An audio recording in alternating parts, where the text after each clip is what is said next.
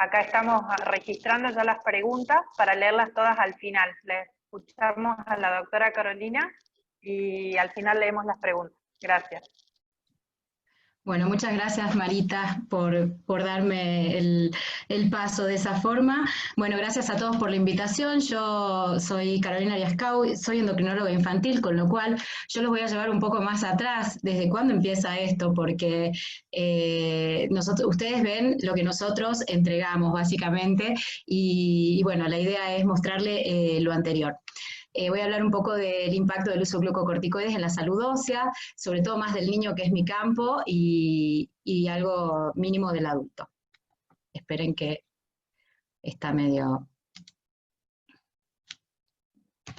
Ahí está. Bueno, estos son los objetivos de aprendizaje y sobre todo empezar desde el vamos, ¿sí? Me encanta esta foto porque es muy gráfica, sobre todo habla de la mineralización que el hueso empieza ya desde el embarazo y continúa en los primeros años de vida. Es fundamental que en los primeros 9 años es muy importante para lo que va a ser el futuro del pico de masa ósea y nosotros tanto como consideramos para el crecimiento, es decir, en talla, y en el caso el hueso va paralelo a este crecimiento de talla, son en el útero, con el crecimiento exponencial, en los primeros 9 años de vida, y después con el pico de masa ósea durante la adolescencia. Y saber que este pico de masa ósea se termina prácticamente alrededor de los 21 años.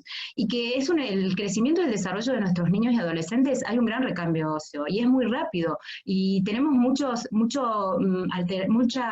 dicotomía nosotros en valores de referencia de todo lo que es tomar específicamente ciertos parámetros como los marcadores tanto de resorción como de formación en los valores de referencia, porque claramente los chicos tienen tiempos diferentes en el crecimiento y en el desarrollo, y eso también altera los mecanismos de formación y resorción ósea, y sobre todo en los primeros 3 años de vida y en la pubertad. Y este sistema de remodelado óseo, como que nosotros lo llamamos, y de modelado óseo, están regulados por diferentes factores. Y cualquier condición patológica, un poco lo que se refirió Marita, de las enfermedades crónicas, las enfermedades autoinmunes, reumatológicas, van a comprometer la duración, según la duración de esta enfermedad, que podamos o no controlarla, cómo va a ir este niño en el crecimiento y va a llegar a la etapa de la vida adulta con mayor o menor riesgo de fracturas. Y por lo tanto es muy importante valorar todos los antecedentes, tanto genéticos, nutricionales, de la vida de ese paciente, de las enfermedades, cómo van a afectar la salud ósea. Y les traje un caso clínico. Este es un paciente con un panhipopituitarismo que nosotros lo diagnosticábamos a los 13 años, pero en el seguimiento de su hipofisectomía total, o sea, tenía un adenoma de hipófisis que secretaba CTH, le sacamos el adenoma. Cuando nosotros lo vimos, que es acá en la primera consulta, tenía 13 años y medio, estaba con una pubertad detenida, estaba Cushing, con clara inflamación y exposición a los glucocorticoides desde hace mucho tiempo. Como ustedes pueden ver, ese triangulito es la edad ósea, y básicamente los corticoides tienen gran impacto, como vamos a ver, en todo el mecanismo de las células óseas. Y nosotros teníamos este paciente que, como al inicio empezó de esta forma, como ustedes pueden ver las características típicas de un paciente con exponencial a los glucocorticoides, que también lo podemos ver en un paciente que recibe corticoterapia prolongada, por una artritis, por un síndrome nefrótico, con toda la estigmatología de Cushing, y empezamos a ver a largo plazo, por este tiempo de exposición, el impacto de los corticoides, ¿sí? Por más que este paciente se resolvió tempranamente, traía toda una huella de larga data de esta enfermedad de Cushing que había empezado, y la consulta fue por aplastamientos vertebrales múltiples.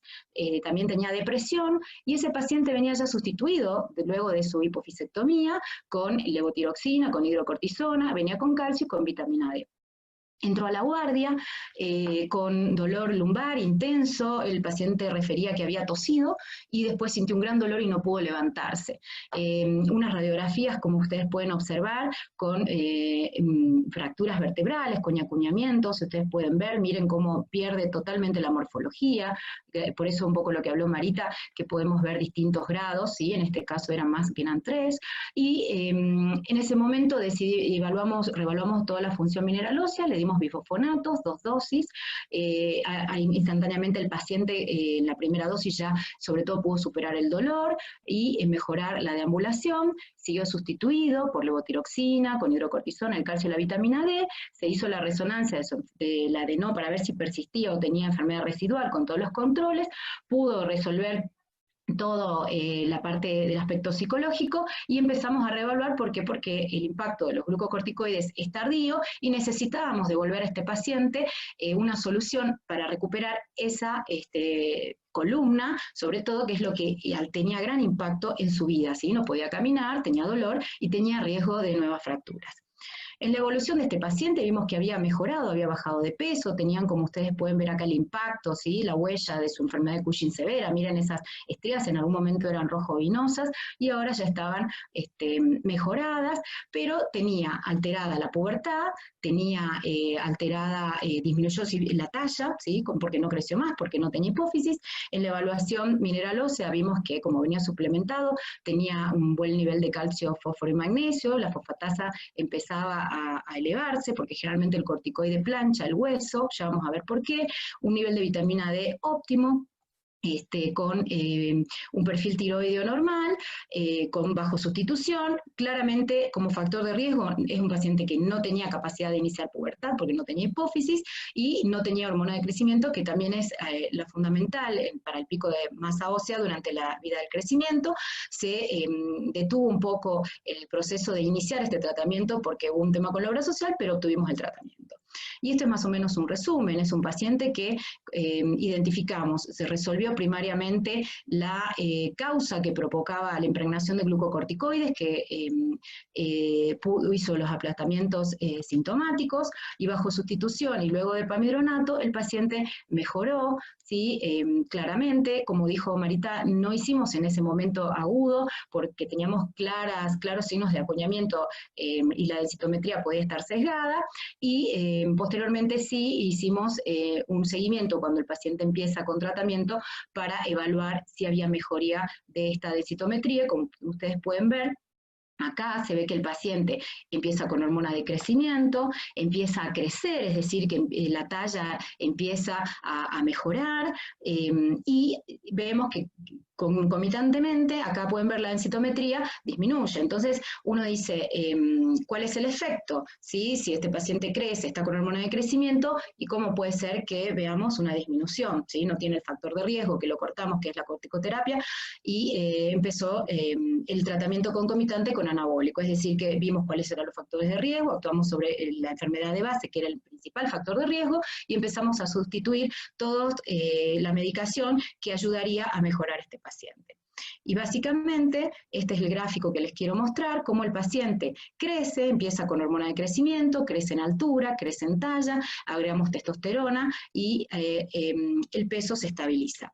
Y básicamente a eso quería llegar. O sea, nosotros tenemos la ventaja que por ahí en la parte adulta no tienen, es que la columna es el principal factor de crecimiento en la última etapa del pico de masa puberal. Lo último que crece es la columna.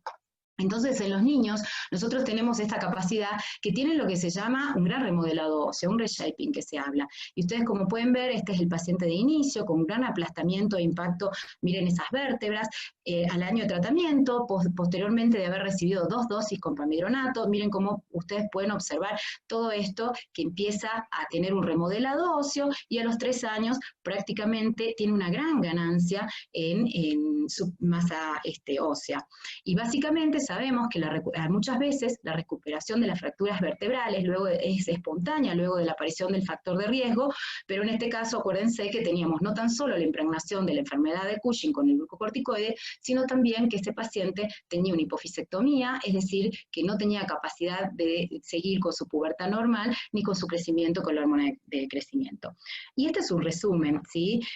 Sabemos que la masa ósea es el producto de un gran equilibrio entre la resorción y la formación, y todo lo que implica el modelado y remodelado a lo largo de la vida. Y como un poco les mostré que esta salud ósea depende en gran parte de un 60 a un 80% de factores genéticos, sumados a factores ambientales y estilos de vida, y básicamente de los minerales, como podemos ver, del calcio, el fósforo, el magnesio, factores hormonales, la vitamina D, de la cual habló perfectamente el doctor Mansur, paratormonos, tocalcina, calcitonina, leptina, hormona de crecimiento, prolactina y las hormonas sexuales.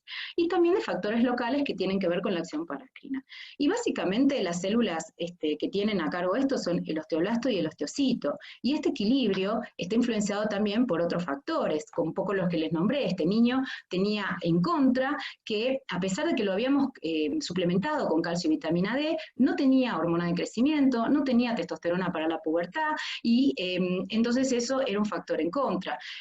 Sumado a que si uno expone, no en este paciente específico, pero en los pacientes reumatológicos o que tienen alguna enfermedad específica inflamatoria, tenemos gran cantidad de interleuquinas que son las que van a aumentar la resorción ósea. Por lo tanto, es muy importante saber que hay que actuar sobre la enfermedad de base.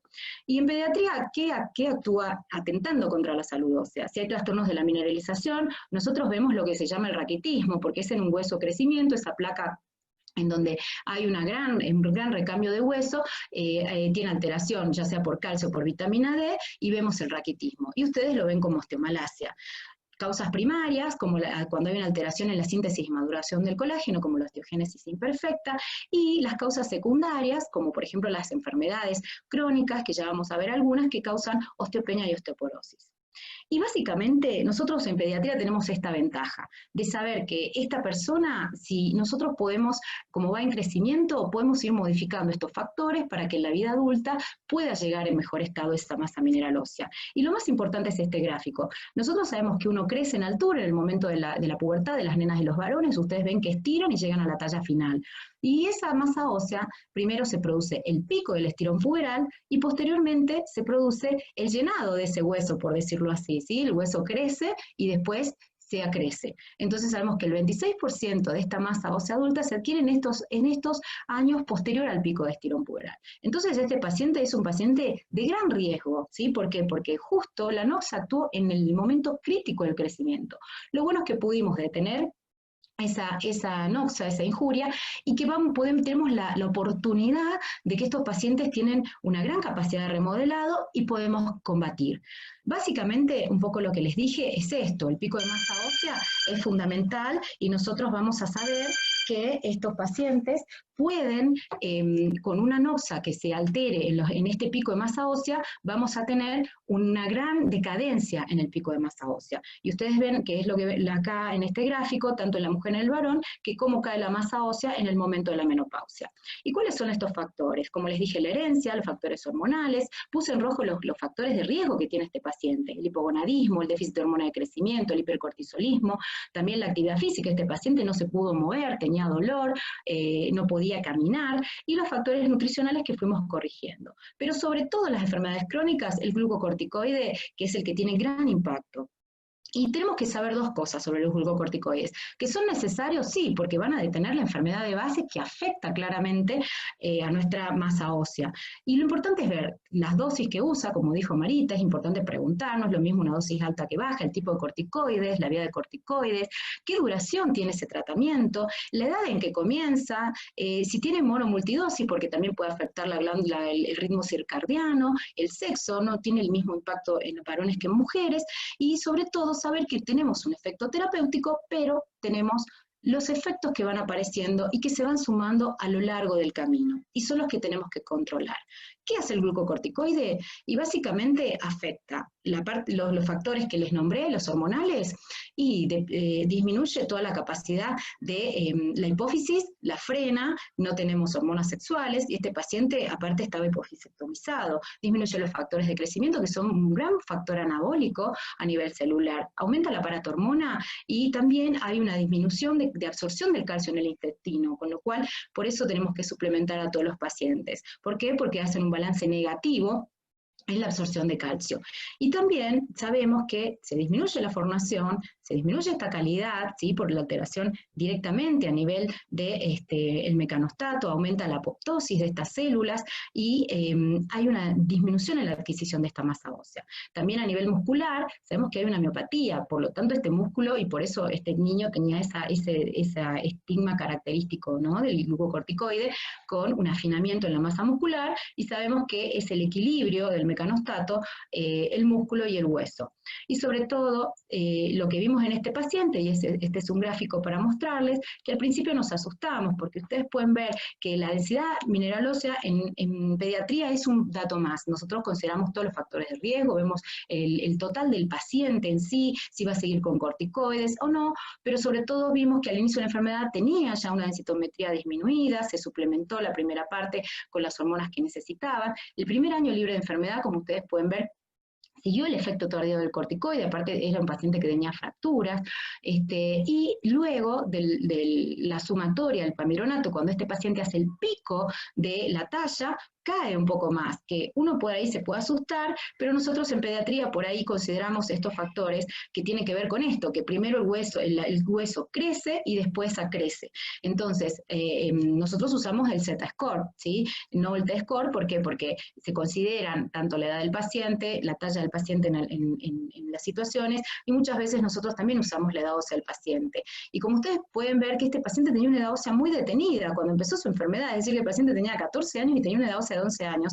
Para nosotros en muchas de las enfermedades crónicas, no tan solo en la expresión de corticoides, vemos que como se altera todo el mecanismo, es como queda en un stand-by la capacidad de formación del hueso, nosotros también usamos la edad ósea como para tener una relación en cómo quizás corregir y ver el impacto. Y claramente acá vemos cómo el paciente, cuando empieza con hormona de crecimiento, cuando empieza con testosterona, es decir, el efecto anabólico que tienen estas dos hormonas y la pubertad misma, cómo mejora y cómo empieza a ganar hueso. Entonces vemos que es un total de actuar sobre el factor de riesgo, sacarlo e ir suplementando para que sea lo más fisiológico. Y este es un gráfico que les quería mostrar de cómo, por qué nosotros sobre todo tenemos énfasis en la columna, porque la columna es lo último que crece y es muy rica en hueso trabecular. Por ahí usamos mucho más nosotros, salvo en cierto tipo de pacientes que estén postrados, pero generalmente usamos la columna lumbar. Y vemos que a diferencia de los adultos, los chicos, como ustedes ven, miren, tienen mayor prevalencia de fracturas, sobre todo en ciertas zonas específicas de la columna, ¿sí? Y en el caso de la enfermedad de Cushing, este trabajo a mí me encantó porque sobre todo vio cómo se recuperaban estos pacientes y mostraba cómo estaba la espina lumbar por densitometría prequirúrgico y postquirúrgico, y se nota claramente cómo una vez resuelta la enfermedad, es decir, si nosotros pudiéramos suspender el corticoide, usar una dosis mínima no nociva, cómo luego recupera esa densidad mineral ósea. ¿Y qué pasa con el uso de corticoides orales y fracturas? No es lo mismo, como decía Marita, un paciente que recibe 2,5 por más de largo tiempo, más de 7,5, este es un trabajo hecho con más de 5 miligramos de prednisona, y en donde compararon casos que no usaban corticoides respecto a los que usaban corticoides, y como ustedes pueden ver, es mayor, ¿sí? La prevalencia de fracturas, sobre todo las vertebrales, aumenta básicamente más del doble. Entonces, es importante, por eso, preguntar la dosis, ver y cómo es el seguimiento. Y sobre todo en aquellas enfermedades como las reumáticas, que sabemos que son pacientes que van a recibir corticoides por largo tiempo, ahora con el uso de todos los monoclonales están mucho mejor, pero podemos ver acá que el dolor lumbar siempre se asocia 10 veces más con el riesgo de fractura, y saber que el 30% casi de las fracturas o más son asintomáticas. Entonces es muy importante hacer la evaluación haciendo un Genant del perfil de la radiología, sobre todo al empezar el tratamiento. Por eso les traje un esquema, este es como un resumen de cómo uno puede guiarse cuando tiene un tratamiento. Considerar siempre la enfermedad de base, considerar si va a realizar un tratamiento prolongado con glucocorticoide de más de 3 meses a una dosis suprafisiológica, ver siempre claramente si tiene la historia familiar, porque va a aumentar el riesgo, cómo está con el crecimiento, si toma calcio y vitamina D, hacer el examen clínico y el control claramente de los glucocorticoides, oftalmología, ver el laboratorio de base, el hemograma, la función hepática renal, cómo están PTH, vitamina D, algunos marcadores de resorción, y sobre todo hacer los controles. Y ver el riesgo de fractura. La radiología de columna, como les dije, nosotros pedimos edad ósea, la densitometría como para tener un parámetro más, calcular siempre nosotros el Z-score, y es un dato para definir qué vamos a hacer, como dijo Marita, si vamos a ser más agresivos o menos agresivos. Pero nunca olvidarse de las medidas generales, la baja ingesta en sal, la supervisión con el nutricionista, dar los contenidos de calcio y vitamina D según las recomendaciones, protección, los pacientes que usan protección solar o tópicos en la piel, sobre todo considerar el suplemento. Y vamos a definir... Perdón, doctora Sí. Cau, perdón, quedan 3 minutitos. Sí, ya termino. Gracias. Dale. Ver cómo es la definición, ¿sí? Si tenemos, nosotros consideramos esto, que si tiene una o más fracturas vertebrales atraumáticos, independientemente de la densitometría ósea, claramente tenemos que hay un riesgo de fragilidad ósea. Si tienen 2 o más fracturas de otros huesos, con la densitometría también. Entonces tenemos que considerar este tratamiento, si va a haber un tratamiento corticoterapia más de 4 meses, que se va a afectar el hueso trabecular, y considerar la pubertad y el momento que van a tener mayor noxa en el impacto de la edad ósea. Vuelvo a esto, los factores nutricionales, ver el soporte, saber que el límite de la fragilidad ósea va a depender de que nosotros podamos controlar la enfermedad de base, y según eso ofrecer un tratamiento conservador o un tratamiento con otras terapias como bifosfonatos y denosumab. Y saber que la prevención es la herramienta fundamental en la práctica clínica.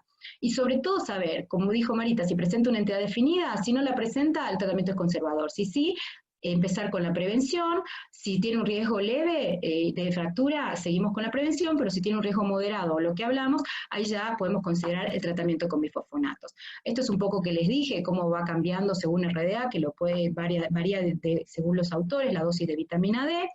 Pero sobre todo, esto le quería mostrar que como nosotros la mayoría de los bifosfonatos tenemos gran experiencia en osteoporosis primaria y en secundaria se usan cada vez más y generalmente es discutido porque se usa como off-label, las dosis, se usan pamidronato, bifosfonato, pero estamos viendo que se requieren guías específicas.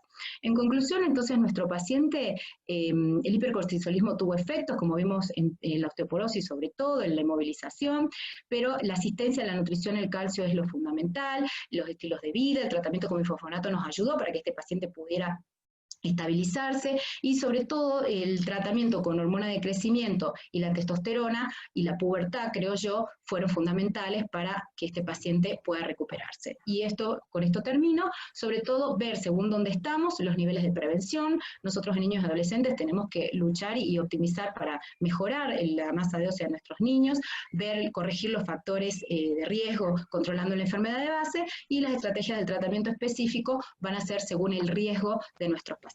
Así que muchas gracias. Bueno, muchísimas gracias, doctora Carolina. Este es el primer año que incluimos el tema pediatría en las jornadas y creo que va a ser el primero de todos los siguientes años. Así que esperemos que cuando pueda ser presencial podamos desplayarnos un poco más, porque es un mundo para nosotros muy importante y que no estamos tan embebidos, ¿no? Bueno, ahí cumplimos en tiempo para poder hacer las preguntas. Hay preguntas para los 3 disertantes. Vamos a arrancar con Marita. Bueno, te voy a unificar. Preguntaron bastante sobre denosumab, Marita. Una de las preguntas fue ¿hasta qué tiempo puedo usarlo al denosumab? Luego de usar el denosumab, ¿con qué droga me conviene seguir?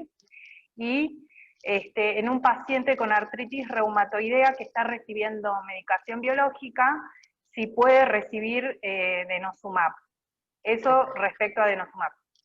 Bueno, con denosumab, saben que hay un estudio que es el estudio BOM a 10 años, voy a tratar de ser concreta, o sea que hay experiencia a 10 años y es una droga que uno la puede seguir. El tema es evaluar el riesgo de fractura. Si pasa bajo riesgo, uno puede suspender el tratamiento porque logró el objetivo, pero tiene que seguir un año con un bifosfonato para evitar el rebound. Y una de las cosas sería utilizar el alendronato, o hay un estudio que fue el zoledrónico para ver en qué momento se aplicaba, si a los 12, a los 9, a los 18, y todavía eso no está del todo claro en qué momento aplicarlo, pero a los 6 meses que sería la aplicación, uno debería utilizar una droga endovenosa o, ya les digo, el zoledrónico o el alendronato, que es una droga que se sabe que tiene muy buena efectividad para los pacientes con denosumab.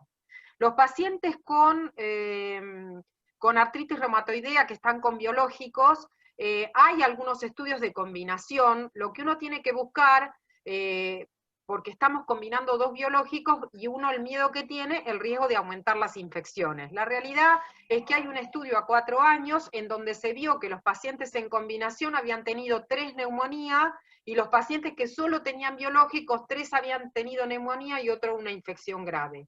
Se pueden combinar, pero lo que hay que tener en cuenta es si el paciente no tiene una insuficiencia renal, si el paciente es hipertenso, si el paciente tiene comorbilidades, que eso puede llevar al aumento de riesgo. En el otro estudio de Curtis, combinaron en un grupo con denosumab de biológicos y otro grupo con zoledrónico y no hubo diferencias, con lo cual es una opción en aquel paciente que tenga alto riesgo y uno considere que le tiene que dar el denosumab. Bien, una última pregunta para Marita. En una paciente o paciente con de alto riesgo pero sin fractura, de alto riesgo por DMO, con un T-score mayor a -3, ¿puedo iniciar con teriparatide o con denosumab? O sea, teriparatide en cuenta de denosumab. Yo vi una de las preguntas que decía que el problema lo tienen con los pagadores que no les autorizan muchas veces el anabólico. Si ustedes ven el estudio Bone, uno puede ver con el denosumab que realmente la masa ósea aumenta, o sea que es una alternativa. Cuando uno no puede usar el anabólico, comenzar con el denosumab, que sabemos que va a aumentar la masa ósea.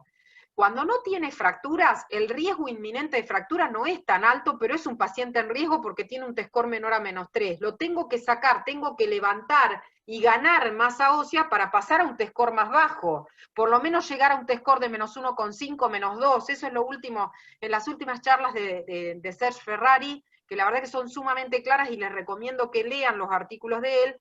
Lo que se recomienda es eso, tratar de salir de la zona de disconfort, levantar ese T-score, aumentar la masa ósea. Cuanto uno tiene más baja masa ósea, mayor riesgo de fractura. Entonces, sacarlo. Lo que te va a sacar más rápido es un anabólico, o el denosumab, que sabemos que sigue creciendo. Si no podés con el anabólico, le mandás el denosumab. Muy bien, Marita, muchas gracias. Ahora va una pregunta para el doctor Mansur respecto a vitamina D.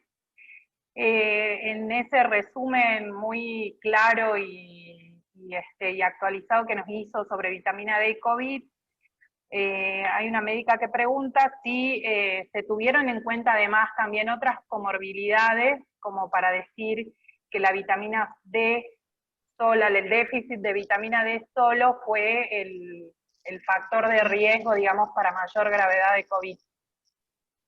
Sí, se tuvieron en cuenta y en varios artículos en los que analizan las comorbilidades destacan eso y dicen que sí, que no fue casual.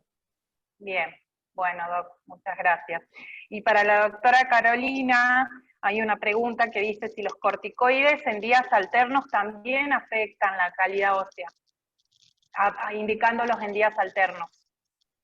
Y depende, los corticoides afectan siempre, sí, depende la dosis sobre todo y el tiempo en los cuales usás. En días alternos se usa mucho sobre todo por lo que tiene que ver con la inhibición del eje, ¿sí? Para disminuir eso, pero depende el tipo de corticoide, la dosis de corticoide y el tiempo de corticoide, eso sobre todo, y el momento de la vida en cual se lo des. Muy bien. Bueno, y bueno, una última pregunta sería, ¿cuántas veces en la vida se puede repetir el tratamiento con teriparatide? El teriparatide en realidad está pautado para utilizar durante 2 años. Ahora ha habido alguna movida como para ver si uno lo podría reutilizar, pero lo que está pautado son 2 años por el tema del osteosarcoma, y no repetirlo. Hay también algunas terapias secuenciales que por ahí utilizan 6 meses, cambian a otra droga, pero la realidad es que lo pautado son 2 años y después seguir con el antirresortivo. Y en casos muy, muy severos, a veces se ha vuelto a utilizar o ha habido algún caso que se ha utilizado durante 3 años, pero lo pautado son 2 años. Yo quería agregar una sola cosita, porque saben que a mí me gusta el corticoide. En pediatría también se hace la valoración de fractura vertebral por DEXA, y muchas veces es algo bueno para mirar fracturas porque irradian menos al paciente. En posición lateral pueden mirar de dorsal 4 a L4, y lo que dijo perfecto Carolina es cómo se recupera. Entonces, si tienen posibilidades, adiestren a los que hacen densitometría para la valoración por BFA, por densitometría, porque es muy bueno. Si bien la densitometría en pediatría hay que analizarla muy bien y la tiene que analizar alguien que sepa, para no darles un valor erróneo y cometer un error, pero realmente es un muy buen estudio con baja radiación.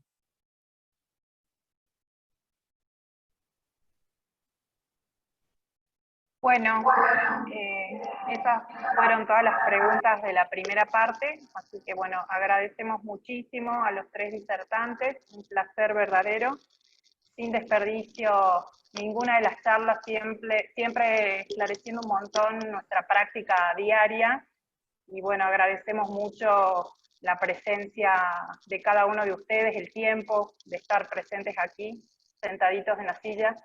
Y muchas gracias a todos los que se conectaron. Ahora Nati, le paso la palabra. Sí, decime, Nati, Marita. Perdón, acá hay una pregunta que hablan sobre soledrónico y cáncer. Lo que les quiero aclarar que no es lo mismo la dosis de 4 miligramos versus la de 5 miligramos. 5 miligramos es para osteoporosis anual. Cuando hablamos de metástasis o enfermedad o patología neoplásica, la dosis son 4 miligramos que a veces se dan cada 3 o mensualmente, pero estamos hablando de otra cosa. Nosotros acá estamos hablando de tratamiento para osteoporosis con ácido soledrónico de 5 miligramos anuales. Patología de cáncer es otro tema y el doctor Mansur después va a hablar algo de cáncer. Por eso no las leímos a esas preguntas ahora, las vamos a anotar para la segunda parte. Ahí las vamos a realizar. Así que sí, gracias. Bueno, le paso la palabra a la doctora Cecilia, así... Sí, gracias. Muchas gracias, doctora Estrella, muchas gracias a todos los disertantes, estuvieron excelentes. Bueno, ahora vamos a pasar al break, ¿sí? Así tienen tiempo de cargar el mate, nos queda la segunda parte, así que distiéndanse un poco, estiren todo, todo el chasis, así vamos a regresar, ¿sí? Son las 11:48, bueno, a las 12, ¿sí? En punto estamos de nuevo comenzando.